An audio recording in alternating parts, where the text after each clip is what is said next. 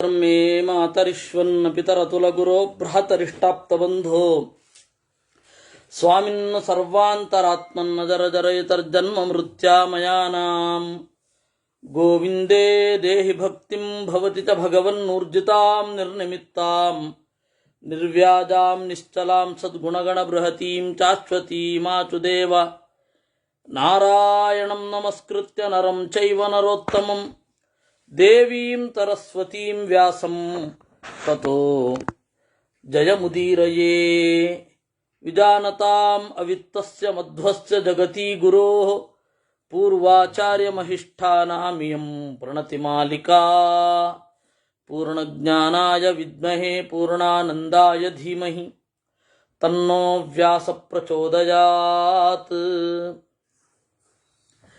ವಿಳಂಬವಾದದ್ದಕ್ಕೆ ಕ್ಷಮೆಯನ್ನು ಕೋರ್ತಾ ಈ ಚಿಂತನೆಯನ್ನು ಮುಂದುವರಿಸ್ತಾ ಇದ್ದೇನೆ. ನಿನ್ನೆ ಕಾಲದ ರಹಸ್ಯವನ್ನು ನಾನು ತಿಳ್ಕೊಳ್ಬೇಕು ಅಂತ ಅಂದ ಅವನು. ಸೃಷ್ಟಿ ಯಾರು ಮಾಡಿದ್ದು, ಕಾಲದ ಬಗ್ಗೆ ಹೇಳಿ ಅಂತ. ಅದಕ್ಕೆ ಕಾಲದ ಸಾಪೇಕ್ಷತೆಯನ್ನು ಕುರಿತು ಹೇಳಿದರು, ರಿಲೇಟಿವಿಟಿ ಆಫ್ ಟೈಮ್. ಮನುಷ್ಯರಿಗೆ ಒಂದು ದಿನ ಅಂದ್ರೆ ಏನು, ಪಿತೃಗಳಿಗೆ ಮನುಷ್ಯರ ಒಂದು ತಿಂಗಳು, ಪಿತೃಗಳ ಒಂದು ದಿನ, ಮನುಷ್ಯರ ಒಂದು ವರ್ಷ, ದೇವತೆಗಳ ಒಂದು ದಿನ. ಈ ರೀತಿಯಾಗಿ ನೀವು ಸಾಪೇಕ್ಷವಾಗಿ ಕಾಲವನ್ನು ತಿಳಿಯಬೇಕು. ಅಂದ್ರೆ ಕಾಲ ಅಂತ ಹೇಳಿದ್ರೆ ನಮಗೆ ಸ್ವರೂಪಾನುಭವವೇ ಮೂಲದಲ್ಲಿ ಕಾಲ. ನಾನು ಇದ್ದೇನೆ ಅನ್ನೋದು ಮೂಲಭೂತವಾದ ಕಾಲ. ಆ ನಾನು ಇದ್ದೇನೆ ಅಂತನ್ನುವ ಪ್ರಜ್ಞೆ ಇದೆಯಲ್ಲ, ಆ ಕಾಲ ಸ್ವರೂಪಭೂತವಾಗಿ ಏನಿದೆ ಅದು ನಮ್ಮ ದೇಹದ ಮಾಧ್ಯಮದಲ್ಲಿ ಅನುಭವಕ್ಕೆ ಬರಲ್ಲ. ನಮ್ಮ ದೇಹ ಯಾವುದೋ ಅದರ ಮಾಧ್ಯಮದಲ್ಲಿ ಮನಸ್ಸು ಕಾಲವನ್ನು ಗ್ರಹಿಸುತ್ತೆ. ಅದಕ್ಕೆ ಒಂದು ಕ್ರಿಯೆ ಬೇಕು. ಆ ಕ್ರಿಯೆ ಯಾರದು? ಸೂರ್ಯಚಂದ್ರರದ್ದು ಮನುಷ್ಯರಿಗಾಗುವಾಗ. ದೇವತೆಗಳು ಸೂರ್ಯಚಂದ್ರರಿಗಿಂತ ಯಾರು ಎತ್ತರದಲ್ಲಿರ್ತಾರೆ ಅವರಿಗೆ ಆ ಕಾಲ ಅಪ್ಲೈ ಆಗಲ್ಲ. ಬ್ರಹ್ಮದೇವರಿಗೆ ಸೂರ್ಯಚಂದ್ರರ ಕಾಲ ಅಪ್ಲೈ ಆಗಲ್ಲ. ಅವರ ದೇಹದ ಮೇಲೆ ಸೂರ್ಯನ ಬೆಳಕಿನ ಪ್ರಭಾವ, ಚಂದ್ರನ ಬೆಳಕಿನ ಪ್ರಭಾವ ಇವುಗಳು ಯಾವುದೂ ಆಗುವಲ್ಲ. ಇದನ್ನ ಅರ್ಥ ಮಾಡಿಕೊಂಡ್ರೆ ತಾರತಮ್ಯ ಸುಲಭ. ಗ್ರಡೇಷನ್ ಅಂತ ಏನಿದೆ ಇದು ಸುಲಭವಾಗಿ ಅರ್ಥ ಆಗಬೇಕು ಅಂತಂದ್ರೆ ರಿಲೇಟಿವಿಟಿ ಆಫ್ ಟೈಮ್ ಅನ್ನ ತಿಳಿಯಬೇಕು. ಇಲ್ಲಿ ನಾವು ತಪ್ತಾ ಇರೋದು ಎಲ್ಲಿ ಅಂತ ಗೊತ್ತಾಯ್ತಾ? ಈಗ ತಾರತಮ್ಯವನ್ನ ನಾವು ನಿರಾಕರಣೆ ಮಾಡ್ತಾ ಇರೋದು ಯಾಕೆ? ಫಸ್ಟ್ ತಾರತಮ್ಯ ಅಂದ್ರೆ ಪಾರ್ಶಿಯಾಲಿಟಿ ಅಂತ ಎಲ್ಲರೂ ಗ್ರಹಿಸಿದ್ದಾರೆ. ಮಧ್ವರು ಹೇಳಿದ ತಾರತಮ್ಯ ಹೈರಾರ್ಕಿ ಅಷ್ಟೇ. ತರ ತಮ ಇವೆರಡು ಸೂಪರ್ಲೇಟಿವ್ ಡಿಗ್ರಿಯ ಎರಡು ರೂಪಗಳು, ಎರಡು ಸ್ಟೆಪ್ಸ್. ತರ ತಮ, ಗುಡ್ ಬೆಟರ್ ಬೆಸ್ಟ್ ಇದ್ದ ಹಾಗೆ ಬೆಟರ್ ಅನ್ನೋದು ತರ, ಬೆಸ್ಟ್ ಅನ್ನೋದು ತಮ. ಅವೆರಡರ ಭಾವ ತಾರತಮ್ಯ ಅಷ್ಟೇ. ಈ ತಾರತಮ್ಯ ಅಂದ್ರೆ ಗ್ರಡೇಷನ್ ಅಥವಾ ಹೈರಾರ್ಕಿ ಅಂತ ಏನು ಹೇಳ್ತಾ ಇದ್ದೇವೆ, ಹೈರಾರ್ಕಿ ಅಂತ ಏನು ಹೇಳ್ತೇವೆ, ಈ ಹೈರಾರ್ಕಿ ಸಾಧನೆಯ ಮೇಲೆ, ಕಾಲದ ಪರಿಣಾಮಗಳನ್ನು ಮೀರುವುದರ ಮೇಲೆ ಡಿಪೆಂಡ್ ಆಗತ್ತೆ. ಅದು ಹೇಗಾಗತ್ತೆ? ನಾವು ಇದನ್ನು ನೋಡ್ತೇವೆ. ನಮ್ಮ ದೇಹ ಯಾವ ರೀತಿ ಇರುತ್ತೋ ಆ ದೇಹಕ್ಕನುಗುಣವಾದ ಮನಸ್ಸು ಇರುತ್ತೆ. ನಮ್ಮ ಆತ್ಮ ದೇಹಕ್ಕೆ ಅನುಗುಣವಾಗಿ ಯೋಚನೆ ಮಾಡಿದ್ರು ಯಾವತ್ತೋ ಒಂದು ದಿವಸ ಆತ್ಮಿಕವಾಗಿ ನಾವು ದೇಹವನ್ನು ಮೀರಬಹುದು.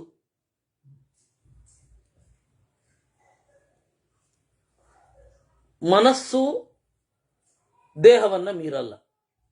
ಇವಾಗ ಸೊಳ್ಳೆಯ ಶರೀರದ ಒಳಗಡೆ ಇರುವ ಮನಸ್ಸು ಕಾಲ ಅಂತ ಯಾವುದನ್ನು ಗ್ರಹಿಸುತ್ತೆ?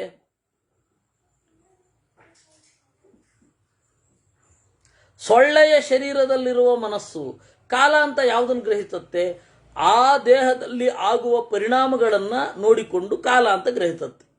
ಕಾಲ ಅಂತ ಗ್ರಹಿಸುತ್ತೆ, ಇಷ್ಟು ಕಾಲ ಅಂತ ಗೊತ್ತಿರಲ್ಲ. ಅದಕ್ಕೆ ಮನುಷ್ಯರ 8 ಗಂಟೆಯೋ 12 ಗಂಟೆಯೋ, ನನ್ನ 15 ದಿವಸ 15 ವರ್ಷ ಅಂತ ಅದಕ್ಕೇನು ಗೊತ್ತಿರಲ್ಲ. ಆದ್ರೆ ನಮಗೆ ಗೊತ್ತಿರುವಂತಹ ಅವಕಾಶ ದೇವರು ಕೊಟ್ಟಿದ್ದಾನೆ.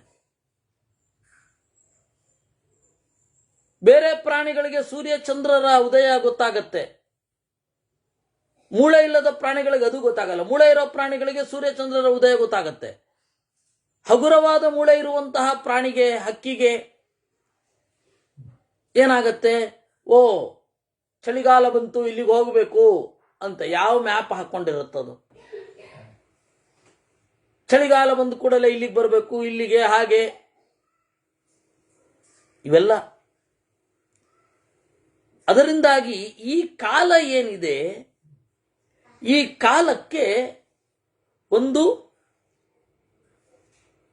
ಕವರ್ ಇದೆ. ಕಾಲ ಅನಂತವಾಗಿ ನಡೀತಾ ಇರುತ್ತೆ.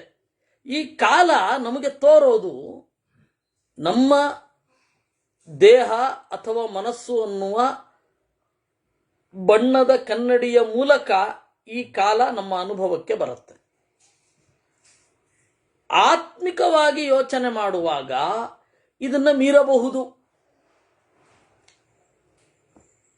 ಕಾಲವನ್ನ ಇಷ್ಟು ಗಾಢವಾಗಿ ಯೋಚನೆ ಮಾಡಬೇಕು. ಅದನ್ನು ಯೋಚನೆ ಮಾಡಿದಾಗ ಹೈರಾರ್ಕಿ ಸ್ಪಷ್ಟವಾಗಿ ಗೊತ್ತಾಗುತ್ತೆ. ದೇವತೆಗಳ ಸಾಧನೆ ಏನು, ಪಿತೃಗಳ ಸಾಧನೆ ಏನು, ನಮ್ಮ ಸಾಧನೆ ಏನು, ಆನಂದದ ಬೇರೆ ಬೇರೆ ಆಸ್ಪೆಕ್ಟ್ಗಳೇನು, ಇವುಗಳೆಲ್ಲ ಗೊತ್ತಾಗ್ತಾ ಹೋಗುತ್ತೆ. ಅದರಿಂದಾಗಿ ಕಾಲಸ್ವರೂಪವನ್ನು ತಿಳಿಯಲೇಬೇಕು. ನೋಡಿ, ಇಷ್ಟು ಈ ರೀತಿ ನೋಡಿ, ಶಾಂತಿ ಪರ್ವದಲ್ಲೇ 2-3 ಸೃಷ್ಟಿ ಪ್ರಕರಣಗಳು ಬಂತು. ಅಲ್ಲಿ ಕಾಲದ ಬಗ್ಗೆ ಬರಲಿಲ್ಲ, ಇಲ್ಲಿ ಕಾಲದ ಬಗ್ಗೆ ಬರ್ತಾ ಇದೆ. ಏನಪ್ಪ ಮತ್ತದೇ ಹೇಳ್ತಾ ಇದ್ದಾರೆ ಅಂತ ಅನ್ಕೊಳ್ಬಾರದು. ನೋಡಿ, ಇಲ್ಲಿ ಬೇರೆ ಆಯಾಮಗಳಿಂದ ಕವರ್ ಮಾಡ್ತಾ ಇದ್ದಾರೆ. ನೀವು ಭಾಗವತವನ್ನು ನೋಡಬೇಕಾದ್ರೂ ಅಷ್ಟೇ, ಮಹಾಭಾರತವನ್ನು ನೋಡಬೇಕಾದ್ರೂ ಅಷ್ಟೇ, ಒಂದೇ ಘಟನೆಯನ್ನು 2 ಬಾರಿ ಹೇಳಿದರೆ ಅಲ್ಲಿ ಬೇರೆ ಬೇರೆ ಡೈಮೆನ್ಷನ್ಗಳಿದೆ ಅಂತ ಅರ್ಥ. ಅದು ಪುನರುಕ್ತಿ ಇದೆ ಅಂತ ಅರ್ಥ ಅಲ್ಲ. ನೋಡಿ, ಶಿಖಂಡಿಯ ಪ್ರಸಂಗ ಆದಿಪರ್ವದಲ್ಲಿಯೂ ಬರುತ್ತೆ, ಉದ್ಯೋಗ ಪರ್ವದಲ್ಲಿಯೂ ಬರುತ್ತೆ. ಉದ್ಯೋಗ ಪರ್ವದಲ್ಲಿ ಹೇಗೆ ಬಂತು? ಭೀಷ್ಮಾಚಾರ್ಯರು ತಮ್ಮ ಸ್ಪೈಗಳನ್ನು ಬಿಟ್ಟಿದ್ರು. ಅವರು ಪ್ರತಿಯೊಂದು ಸಂಗತಿಯನ್ನು ತಂದು ಹೇಳ್ತಾ ಇದ್ರು. ಅವಳು ಪ್ರಾಣ ಬಿಟ್ಟದ್ದನ್ನು ಕೂಡ ಸ್ಪೈಗಳಿಗೆ ಅಷ್ಟೇ ಗೊತ್ತಾಗೋದು. ದೇಹ ಇದೆ, ಇವಳು ಪ್ರಾಣ ಬಿಟ್ಲು. ಅದಾದ ಮೇಲೆ ಆ ಅಂಬೆಯೇ ಶಿಖಂಡಿನಿಯಾಗಿ ಹುಟ್ಟಿದಳು ಅಂತ ಹೇಳಿ ನಾರದರು ಹೇಳಿದ್ದು ಅಂತ ಹೇಳ್ತಾರೆ. ಯಾಕೆಂದ್ರೆ ಅವರಿಗೆ ಈ ಜೀವ ಎಲ್ಲೆಲ್ಲಿ ಟ್ರಾವೆಲ್ ಮಾಡುತ್ತೆ ಅಂತ ಹೆಂಗೆ ಗೊತ್ತಾಗುತ್ತೆ? ಅವ್ರು ಏನಿದ್ರು ಇಲ್ಲಿ ಪತ್ತೆ ಮಾಡ್ತಾರಷ್ಟೇ. ಅದರಿಂದ ಒಂದೊಂದು ಕಡೆ ಒಂದೊಂದು ಆಯಾಮ ಇರುತ್ತೆ ವಿನಃ ಅಯ್ಯೋ ಅದನ್ನೇ ಹೇಳ್ತಾ ಇದ್ದಾರೆ ಅಂತ ಅಲ್ಲ. ಹಾಗೆ ಇಲ್ಲಿ ಕಾಲದ ಬಗೆಗಿನ ಆಯಾಮವನ್ನ ಹೇಳ್ತಾ ಇದ್ದಾರೆ. ತೇಷಾಂ ಸಂವತ್ಸರಾಗ್ರಾಣಿ ಪ್ರವಕ್ಷ್ಯಾಮಿ ಆನುಪೂರ್ವಚಃ ಕೃತೆ ತ್ರೇತಾಯುಗೇ ಚೈವ ದ್ವಾಪರೇ ಚ ಕಲೌ ತಥಾ. ಈ ಒಂದು ರಿಲೇಟಿವಿಟಿಯನ್ನ ಅರ್ಥ ಮಾಡಿಕೊಳ್ಳಿಕ್ಕೆ ಒಂದು ಹೇಳಿದ್ರು ಸರಿಸುಮಾರಾಗಿ. ಚತ್ವಾರ್ಯಾಹು ಸಹಸ್ರಾಣಿ ವರ್ಷಾಣಾಂ ತತ್ಕೃತಂ ಯುಗಂ. ಒಟ್ಟು ಎಲ್ಲ 4000 ಚತ್ವಾರಿ ಸಹಸ್ರಾಣಿ ಆಹುಹು 4,000 ವರ್ಷಗಳು. ತಸ್ಯ ತಾವಚ್ಛತಿ ಸಂಧ್ಯಾ ಸಂಧ್ಯಾಂಶ್ಚ ತಥಾವಿಧ. ಕಾಲ ಅಂತಂದಾಗ ಅದನ್ನು ಹೆಂಗ್ ಬೇಕಾದ್ರೂ ವಿಭಾಗ ಮಾಡಬಹುದು. ಸಂಧಿ ಅಂತ, ಸಂಧ್ಯಾಂಶ ಅಂತ ಎಲ್ಲವನ್ನ ಮಾಡಬಹುದು. ಇತರೇಚು ತತಂಧ್ಯೇಚು ಸಸಂಧ್ಯಾಂಚೇಚು ಚತ್ರಿಷು ಏಕೋಪಾಯೇನ ಸಂಜ್ಞಾಂತಿ ಸಹಸ್ರಾಣಿ ಶತಾನಿ ಚ. ಇದನ್ನ ಮಾನುಷ ಗಣನೆಯನ್ನ ನೋಡ್ಕೊಳ್ತಾ ಹೋಗಬೇಕು. ದೇವತೆಗಳ ಗಣನೆ, ಮಾನುಷವಾದ ಗಣನೆ ಎರಡನ್ನೂ ಕೂಡ ನೋಡಿಕೊಂಡು ದೇವತೆಗಳ ಸಾಧನೆ ಏನು ಅಂತ ತಿಳ್ಕೊಳ್ಬೇಕು. ನಾವು ಹೇಗೆ ಸಾಧನೆ ಮಾಡಬಹುದು ಅನ್ನೋದರ ಸ್ಥೂಲವಾದ ಅರಿವಿದ್ರೆ ಸಾಕು. ಇದನ್ನೆಲ್ಲ ತಿಳಿದುಕೊಂಡ್ರೆ ಇತಿ ತು ಬ್ರಹ್ಮ ವಿದ್ಯಾಂತಂ ವಿದಿತಂ ಬ್ರಹ್ಮ ಶಾಶ್ವತಂ. ಇದು ಬ್ರಹ್ಮವಿದ್ಯೆಯನ್ನ ನಿರ್ಣಯ ಮಾಡುವಂತಹ ಚಿಂತನೆಯನ್ನು ಕಾಲದ ಬಗೆಗೆ ತಿಳಿಯುವುದು.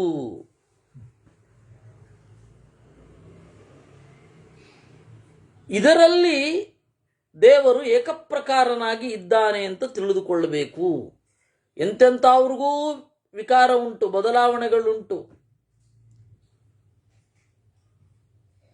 ಚತುಷ್ಪಾತ್ ಸಕಲೋ ಧರ್ಮ ಸತ್ಯಂ ಚೈವ ಕೃತೆ ಯುಗೆ ನಾಧರ್ಮೇಣಾಗಮ ಕಶ್ಚಿತ್ ಯುಗೆ ತಸ್ಮಿನ್ ಪ್ರವರ್ತತೆ. ಚತುಷ್ಪಾತ್ ಸಕಲೋ ಧರ್ಮ, ಕೃತಯುಗದಲ್ಲಿ ಧರ್ಮ ಪೂರ್ಣವಾಗಿ ಇರುತ್ತೆ. ಸತ್ಯ, ಶೌಚ, ದಯ, ಧರ್ಮ. ಇಲ್ಲಿ ಸ್ವಲ್ಪ ಬೇರೆ ತರಹ ಹೇಳ್ತಾರೆ. ಸತ್ಯಂ ಶೌಚಂ ದಯಾ ಧರ್ಮ ಅಂತ ಹೇಳಿ ಭಾಗವತ. ಸತ್ಯಂ ಶೌಚಂ ತಥಾಯುಶ್ಚ ಧರ್ಮಶ್ಚಾಪೈತಿ ಪಾದತಃ ಅಂತ ಇಲ್ಲಿ. ಅಂದ್ರೆ ಎಲ್ಲ ಸದ್ಗುಣಗಳಿಗೆ ಮೂಲಭೂತವಾದ ಈ 4 ಇರುತ್ತೆ. ಕೃತ ಅಂದ್ರೆ ಪೂರ್ಣ ಅಂತ ಅರ್ಥ. ಕೃತವಿದ್ಯಾ ಅಂದ್ರೆ ಪೂರ್ಣ ವಿದ್ಯಾ ಅಂತ ಅರ್ಥ. ಆಯ್ತಾ? ಸಮಾಪ್ತ ವಿದ್ಯಾ ಅಂದ್ರು, ಕೃತವಿದ್ಯಾ ಅಂದ್ರು ಪೂರ್ಣ ಅಂತ ಅರ್ಥ. ಚತುಷ್ಪಾತ್ ಸಕಲೋ ಧರ್ಮ ಸತ್ಯಂ ಚೈವ ಕೃತೆ ಯುಗೆ ನಾಧರ್ಮೇಣಾಗಮ ಕಶ್ಚಿತ್ ಯುಗೆ ತಸ್ಮಿನ್ ಪ್ರವರ್ತತೆ. ಈ ಕೃತಯುಗದಲ್ಲಿ ಒಂದು ಆಗಮ ಅಥವಾ ಶಾಸ್ತ್ರವೂ ಕೂಡ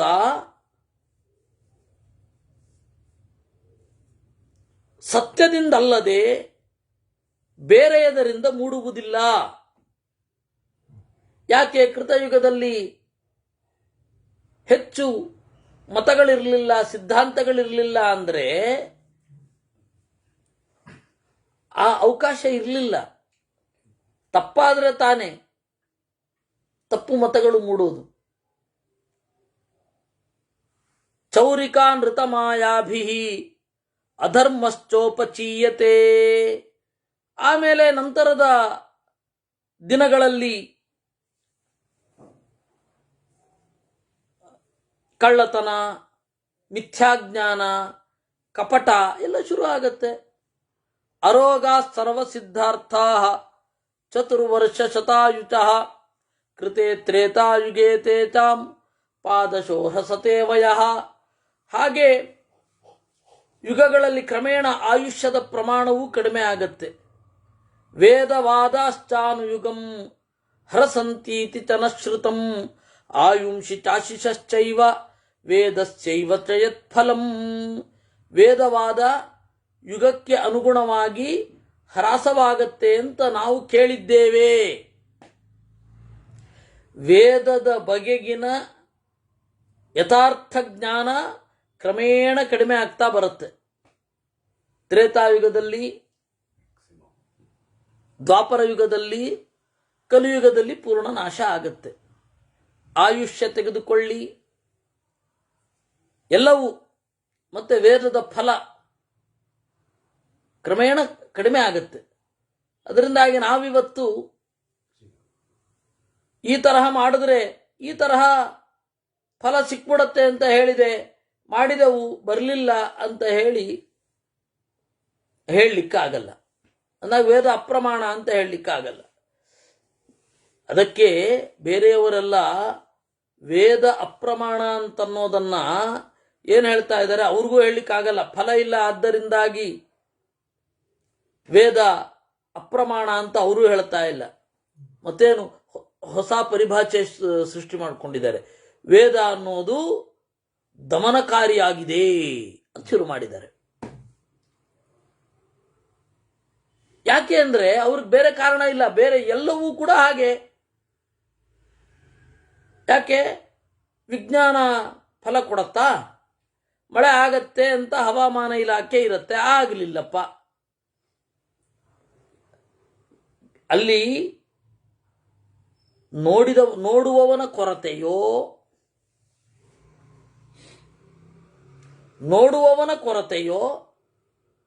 ಜ್ಞಾನದ ಕೊರತೆಯೋ? ನೋಡುವವನ ಕೊರತೆ. ಜ್ಞಾನಪೂರ್ಣ ಶಾಸ್ತ್ರಪೂರ್ಣ ಅಂತಾನೆ ಅವ್ರ ಭಾವನೆ ಇರೋದು. ವಿಜ್ಞಾನವೂ ಹಾಗೆ ಹೇಳೋದು, ನಾವು ಇನ್ನೂ ನೋಡಿಲ್ಲ ಅಷ್ಟೇ ಅಂತಾರೆ. ನಮಗಿನ್ನೂ ಗೊತ್ತಾಗಿಲ್ಲ ಅಷ್ಟೇ. ಅಂದ್ರೆ ಶಾಸ್ತ್ರ ಪ್ರಾಮಾಣ್ಯವನ್ನ ಫಲದಿಂದ ಈಗ ಅಲ್ಲಗೆಳೆಯುವವರೇ ಇಲ್ಲ. ಈಗ ಯಾರೋ ಒಂದಿಷ್ಟು ಜನ ಹೇಳ್ತಾರೆ, ನೋಡಿ ಎಂಥ ಒಳ್ಳೆಯವರು, ದೇವರಿದ್ದಾನ, ದೇವರಿದ್ದಿದ್ರೆ ಆ ಒಳ್ಳೆಯವರಿಗೆ ಕಷ್ಟ ಬರಬಾರದಿತ್ತು ಅಂತಾರೆ. ಅದು ಅವರು ಬುಡಕ್ಕೆ ಬರೋ ತನಕ ಮಾತ್ರ, ಅವರು ಸುಖವಾಗಿದ್ದಾಗ ಮಾತ್ರ ಈ ತರ್ಕ. ಅವ್ರಿಗೆ ಕಷ್ಟ ಬಂದ್ರೆ ಯಾವುದೋ ದೇವ್ರ ಹತ್ರ ಪುಟ್ಟಕ್ಕಂತ ಹೊಟ್ಟೋಗಿರ್ತಾರ ಅವರು. ಅದರಿಂದ ಅವ್ರ ವಾದ ಎಲ್ಲ ನಾವು ನೋಡ್ಲಿಕ್ಕಾಗಲ್ಲ. ಯಾಕೆ ಹೇಳ್ತಾ ಇದ್ದೀನಿ ನಾನು ಅಂದ್ರೆ, ವೇದಸ್ಯೈವಚ ಯತ್ ಫಲಂ ತದಪಿ ಹ್ರಸತಿ. ವೇದದ ಫಲವೂ ಕೂಡ ಹ್ರಸ್ವ ಆಗ್ತಾ ಹೋಗುತ್ತೆ, ಅಂದ್ರೆ ಕಡಿಮೆ ಆಗ್ತಾ ಹೋಗುತ್ತೆ. ವೇದದಲ್ಲಿ ಎಷ್ಟು ಹೇಳಿದ್ದಾರೆ, ಆ ಫಲ ನಮಗಿವತ್ತು ಬರಬೇಕು ಅಂತ ಯಾರು ಹಠ ಮಾಡಲ್ಲ. ಅನ್ಯೇ ಕೃತಯುಗೇ ಧರ್ಮ ತ್ರೇತಾಯಾಂ ದ್ವಾಪರೇ ಪರೇ ಅನ್ಯೇ ಕಲಿಯುಗೇ ಧರ್ಮ ಯಥಾಶಕ್ತಿ ಕೃತ ಇವ. ಕೃತಯುಗದಲ್ಲಿ ಬೇರೆ ತರಹದ ಧರ್ಮ, ತ್ರೇತಾಯುಗದಲ್ಲಿ ಬೇರೆ ತರಹ, ದ್ವಾಪರ ಯುಗದಲ್ಲಿ ಬೇರೆ ತರಹ, ಕಲಿಯುಗದಲ್ಲಿ ಬೇರೆ ತರಹ. ತಪ ಪರಂ ಕೃತಯುಗೇ. ಕೃತಯುಗದಲ್ಲಿ ತಪಸ್ಸು ಪ್ರಧಾನ. ತ್ರೇತಾಯಾಂ ಜ್ಞಾನಮುತ್ತಮಂ. ತ್ರೇತಾಯುಗದಲ್ಲಿ ಜ್ಞಾನ ಅನ್ನೋದು ಉತ್ತಮ. ದ್ವಾಪರೇ ಯಜ್ಞಮೇವಾಹು. ದ್ವಾಪರದಲ್ಲಿ ಯಜ್ಞ. ದಾನಮೇವ ಕಲೌ ಪರಂ. ದಾನವೇ ಕಲಿಯುಗದಲ್ಲಿ. ಅಂದ್ರೆ ಉಳಿದದ್ ಮಾಡಬಾರದು ಅಂತ ನಿಷೇಧ ಅಲ್ಲ, ಹೆಚ್ಚು ಎಫೆಕ್ಟ್ ಆಗೋದು, ಹೆಚ್ಚು ಮಾಡ್ಲಿಕ್ಕಾಗೋದು ಅಂತ. ಏತಾಂ ದ್ವಾದಶತಾಃ ಸ್ತ್ರೀಂ ಯುಗಾಖ್ಯಾಂ ಕವಯೋ ವಿದುಃ ಸಹಸ್ರ ಪರಿವೃತ್ತಂ ತತ್ ಬ್ರಾಹ್ಮೋದಿವತ ಉಚ್ಯತೆ. ಈ ತರಹದ ಯುಗ ಅದೇನಾಗತ್ತೆ, ಬ್ರಹ್ಮದೇವರ ಒಂದು ದಿನ. ಈ ಚತುರ್ಯುಗಗಳು 1000 ಬಾರಿ ತಿರುಗಿದ್ರೆ ಒಂದು ದಿನ. ರಾತ್ರಿಸ್ತು ತಾವತಿ ಬ್ರಹ್ಮಿ ತದಾದೌ ವಿಶ್ವಮೀಶ್ವರ. ಆಮೇಲೆ ರಾತ್ರಿ ಅಷ್ಟೇ ಕಾಲ ಪ್ರಳಯ, ಅದಾದ್ಮೇಲೆ ಮತ್ತೆ ಸೃಷ್ಟಿ ಆಗತ್ತೆ. ಪ್ರಳಯೇಧ್ಯಾತ್ಮಮಾವೇಶ್ಯ ಸುಪ್ತ್ವಾ ಸೋಂತೆ ವಿಬುಧ್ಯತೆ ಸಹಸ್ರಯುಗ ಪರ್ಯಂತಂ ಅಹರ್ಯದ್ ಬ್ರಹ್ಮಣೋ ವಿದುಹು. ಇದು ಗೀತೆಯ ಶ್ಲೋಕವೂ ಹೌದು. ರಾತ್ರಿಂ ಯುಗ ಸಹಸ್ರಾಂತಂ ತೇಹೋ ರಾತ್ರವಿದೋ ಜನಾ ಸಪ್ರಬುದ್ಧೋ ವಿಕುರುತೆ ಬ್ರಹ್ಮಾಕ್ಷಯ್ಯಂ ಕ್ಷಪಾಕ್ಷಯೇ ಸೃಜಚೇತ ಮಹದ್ಭೂತಂ ತಸ್ಮಾದ್ ವ್ಯಕ್ತಾತ್ಮಕಂ ಮನಃ. ಹೀಗೆ ನಡೀತಾ ಇರುತ್ತೆ.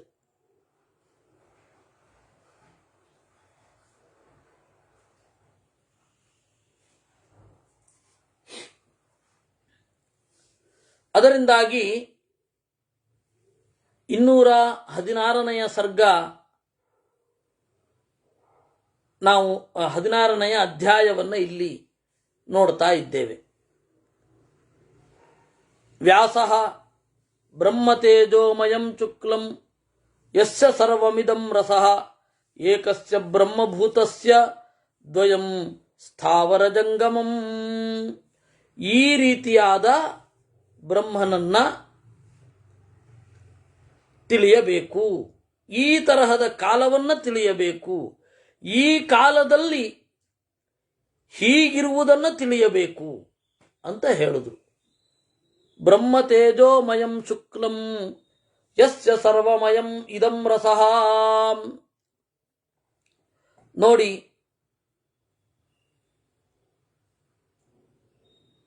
ಬ್ರಹ್ಮತೇಜೋಮಯಂ ಶುಕ್ಲಂ, ಜಗತ್ತಿನಲ್ಲಿ ಯಾವುದು ಶುದ್ಧವೋ ಅದೆಲ್ಲ ದೇವರ ಸನ್ನಿಧಾನವನ್ನು ಹೊಂದಿದೆ. ಆ ರಸ ಏನಿದೆ, ಸಾರ, ಅದು ಎಲ್ಲದರಲ್ಲಿ ಹರಿದು ಹಂಚಿದೆ.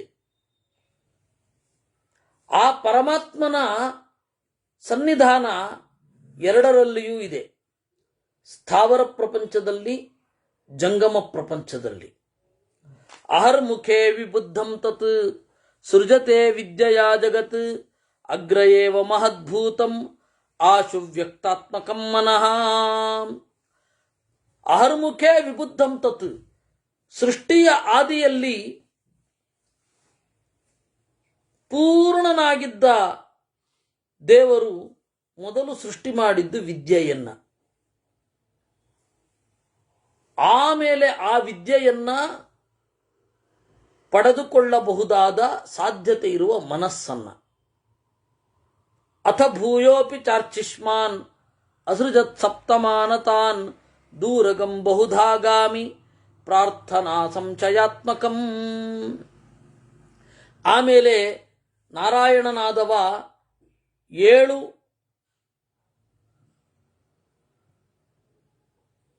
ಬ್ರಹ್ಮದೇವರು 7 ಮಾನಸ ಪುತ್ರರು ಅವರನ್ನ ಸೃಷ್ಟಿ ಮಾಡಿದ್ದು. ಸಪ್ತ ಋಷಿಗಳು ಅಂತೇನು ಕರೀತಾರೆ ಅವರನ್ನ. ಅವರ ಸೃಷ್ಟಿ ಏನಿದೆ ದೂರಗಂ, ಬಹಳ ಕಾಲ ಇರುವಂಥದ್ದು, ಬಹುಧಾ ಗಾಮಿ, ಬಹಳ ರೀತಿಯಾಗಿ ತಿಳಿಸುವಂಥದ್ದು. ದೇವರನ್ನ ಕುರಿತು ಪ್ರಾರ್ಥನೆ ಇದೆ, ಅವರಿಗೆ ಸಂಶಯ ಇಲ್ಲ.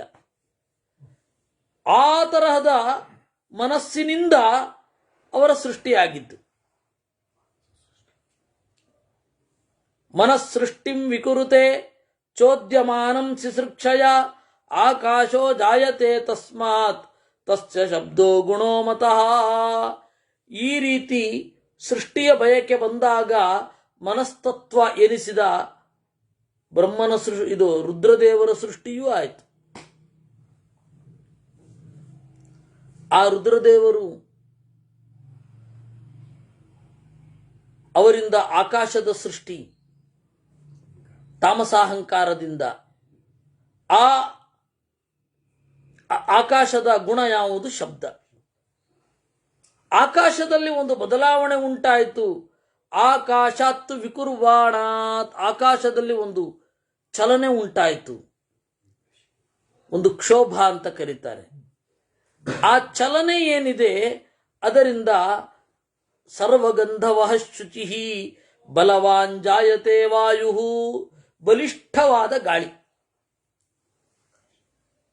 ಅದರ ಗುಣ ಯಾವುದು ಅಂದ್ರೆ ಸ್ಪರ್ಶ.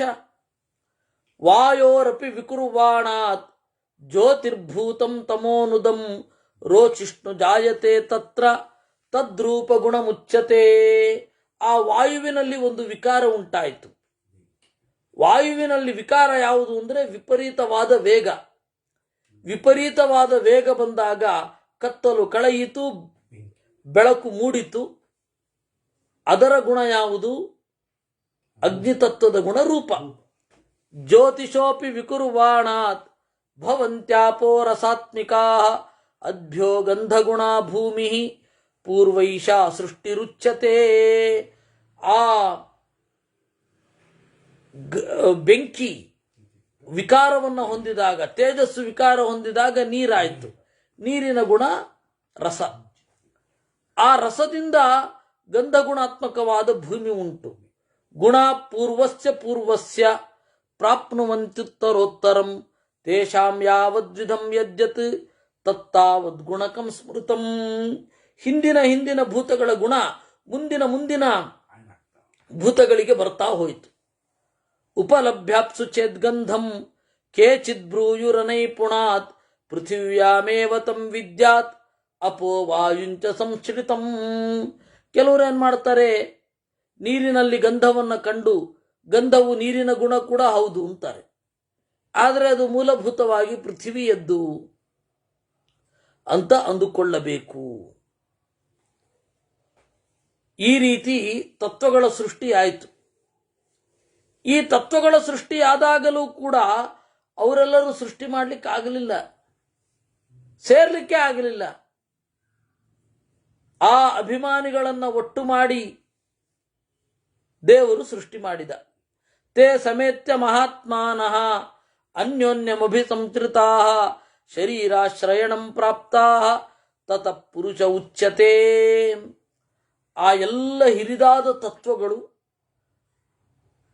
ಒಂದು ಕಡೆ ನೆಲೆಗೊಂಡಿತು, ಅದೇ ಪುರುಷ ಅಂತ ಕರೀತಾರೆ.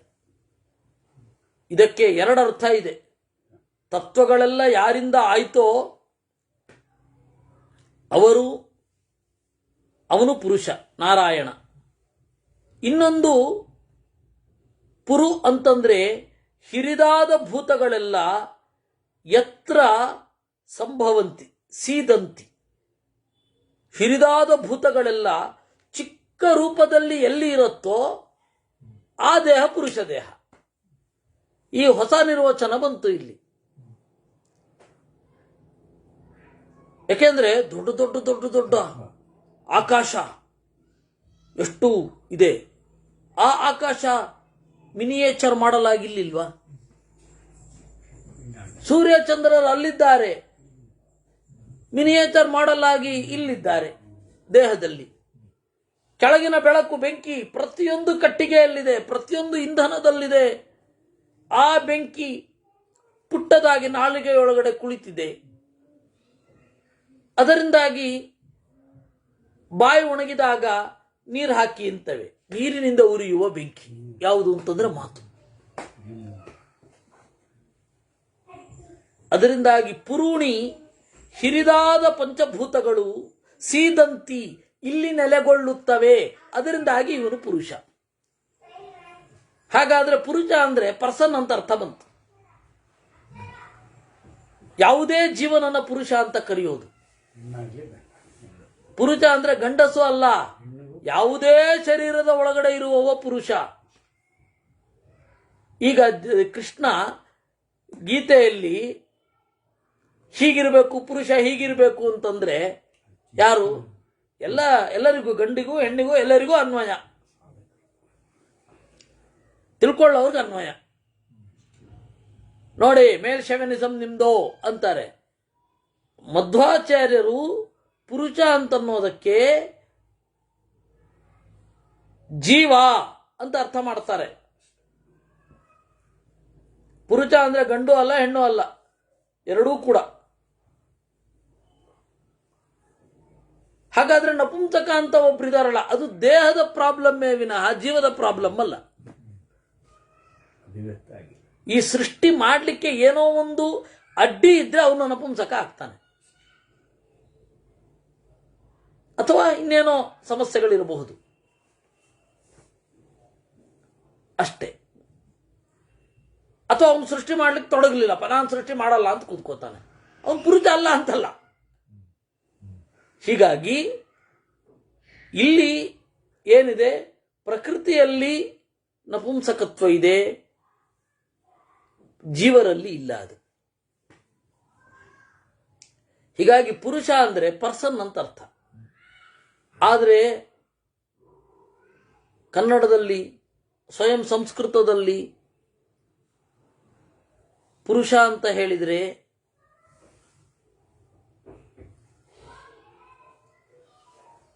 ಗಂಡಸು, ತುಳುನಲ್ಲಿ, ತಮಿಳಿನಲ್ಲಿ ಪುರುಷ ಅಂತಂದ್ರೆ ಗಂಡ, ಪುರುಷ ಅಂತ ಅವರಂತಾರೆ ತಮಿಳ್ನವರು.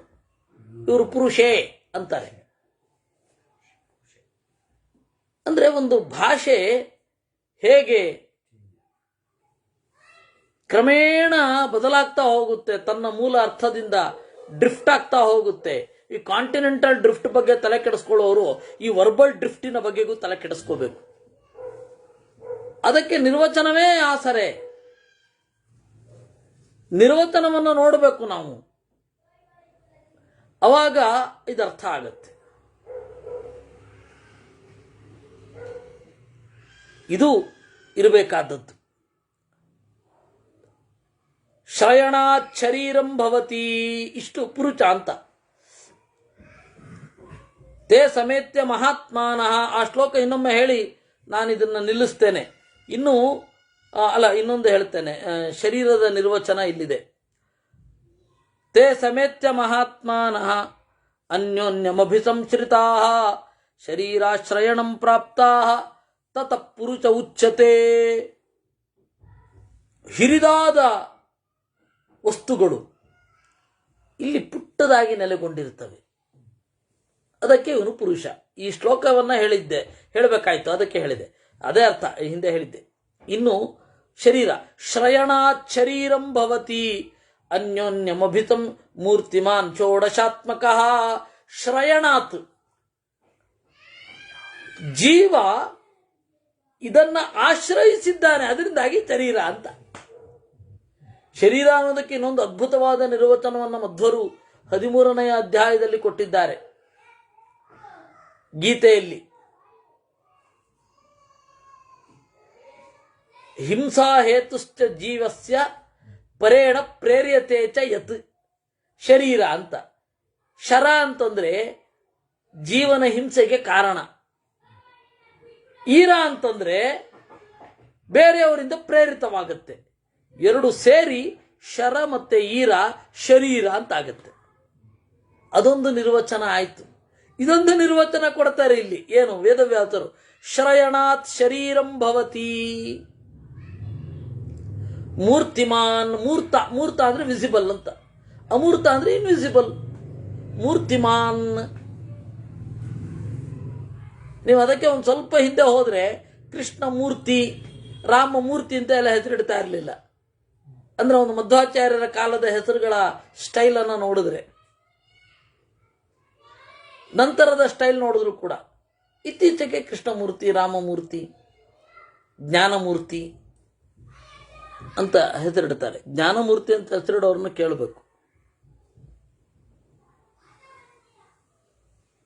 ಜ್ಞಾನ ಯಾವಾಗ ಮೂರ್ತಿಮತ್ತಾಗಿ ಕಾಣುತ್ತೆ ನಿಮಗೆ ಅಂತ. ಮೂರ್ತಿ ಅಂತಂದ್ರೆ ಪ್ರತಿಮೆ. ಯಾಕೆ? ಮೂರ್ತವಾಗಿ ಕಾಣುತ್ತೆ. ಅದರಿಂದಾಗಿ ಶ್ರಯಣಾತ್ ಶರೀರಂ ಭವತಿ. ಇನ್ನೊಂದು ನಿರ್ವಚನ ಇದೆ, ಶೀರ್ಯತೆ, ಕುಗ್ಗತ್ತೆ ಇತಿ ಶರೀರಂ ಅಂತ. ಮೂರ್ತಿಮಾನ್ ಷೋಡಶಾತ್ಮಕ, ಇವನು 16ನೇ. ಅವನು 16 ಕಲೆಗಳಿದೆ. ಇವನ ಬಂಧನ 15 ಕಲೆಗಳಲ್ಲಿ ಬದ್ಧನಾಗಿ ಇದ್ದಾನೆ ಜೀವ. 16ನೇವನೇ ಜೀವ. ತಮಾ ವಿಚಂತಿ ಭೂತಾನಿ ಮಹಾಂತಿತಃ ಕರ್ಮಣ. ಹೀಗೆ ಇವನನ್ನು ಪ್ರವೇಶ ಮಾಡ್ತವೆ ಕರ್ಮದ ಜೊತೆಗೆ. ಅದರಿಂದಾಗಿ ಇದನ್ನ ಶರೀರ. ಮತ್ತೆ ಕರ್ಮ ಮೂರ್ತಿಯಾಗಿ ಕಾಣೋದು, ಮೂರ್ತಿಮತ್ತಾಗಿ ಕಾಣೋದು ಇವನಿಂದ. ಗಾಳಿಯಲ್ಲಿ ಕೈ ಆಡಿಸೋದು ಅಂತನ್ನೋದು ಒಂದು ಕ್ರಿಯೆ.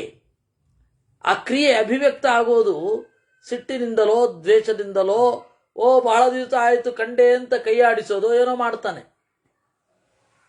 ಅವನ ಒಳಗಡೆಯ ಪ್ರೀತಿಯೋ ದ್ವೇಷವೋ ಸೂಚನೆಯೋ ಆ ಜ್ಞಾನ ಕಾಣೋದು ಶರೀರದ ಮೂಲಕ. ಅದರಿಂದಾಗಿ ಇನ್ನೊಂದು ಸಂಗತಿಯೂ ಇದೆ. ಸರ್ವಂ ಕರ್ಮಾಖಿಲಂ ಪಾರ್ಥ ಜ್ಞಾನೇ ಪರಿಸಮಾಪ್ಯತೆ ಅಂತ ಕೃಷ್ಣನ ಮಾತು. ಅದರಲ್ಲಿ 2 ತರಹದ ಒಂದು ಸಂಗತಿಯನ್ನು ಆಚಾರ್ಯರು ಹೇಳ್ತಾರೆ. ಅಖಿಲ ಅನ್ನೋದಕ್ಕೆ ಪೂರ್ಣವಾದ ಮನೋಭಾವದಿಂದ, ಅನುಷ್ಠಾನದಿಂದ, ಪ್ರಜ್ಞೆಯಿಂದ, ಸಲಕರಣೆಗಳಿಂದ ಪೂರ್ಣವಾದ ಕರ್ಮ ಜ್ಞಾನದಲ್ಲಿ ಕೊನೆಗೊಳ್ಳುತ್ತೆ, ಒಂದರ್ಥ. ಇನ್ನೊಂದರ್ಥ ಆಖಿಲಂ, ಅತ್ಯಂತ ಅಲ್ಪವಾದ ಕ್ರಿಯೆಯಿಂದ ಹಿಡಿದು ಅತ್ಯಂತ ದೊಡ್ಡ ಕ್ರಿಯೆ ಜ್ಞಾನಕ್ಕೆ ಕಾರಣ ಆಗಿ ಸಾರ್ಥಕ ಆಗತ್ತೆ. ಆಖಿಲಂ ಸರ್ವಂ ಕರ್ಮಾಖಿಲಂ ಅಂತ ಇದೆ. ಅಖಿಲಂ ಆಖಿಲಂ ಇದು ನೋಡಿ ಮೂರ್ತಿಮತ್. ಮೂರ್ತಿ ಅಂತ ಅನ್ನೋದಕ್ಕೆ ಆಚಾರ್ಯರು ಹೇಳಿದ ಒಂದು ನಿರ್ವಚನ ಸಹಾಯ ಮಾಡುತ್ತೆ. ಹಾಗೆ ಈ ಎರಡನ್ನ ನಾವು ನೋಡಿದ್ದೇವೆ. ಇನ್ನು ಈ ಜೀವರ ಶರೀರದ ಸುತ್ತಮುತ್ತ ಎಂತೆಂಥ ಸೃಷ್ಟಿಯಾಯಿತು ಅಂತ ಹೇಳಿ ಅದಿದೆ. ಅದನ್ನು ನಾವು ನಾಳೆ ನೋಡೋಣ. ಕೃಷ್ಣಾರ್ಪಣಮಸ್ತು.